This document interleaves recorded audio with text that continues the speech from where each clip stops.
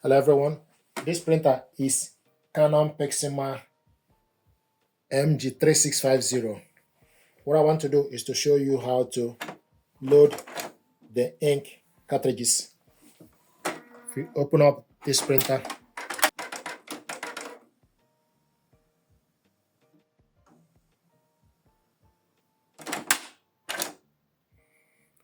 to replace the ink or to install a fresh ink, you need to push down.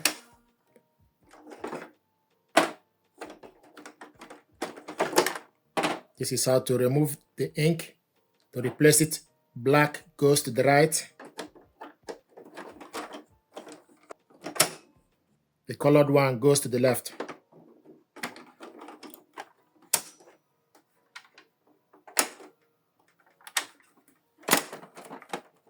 This is how to load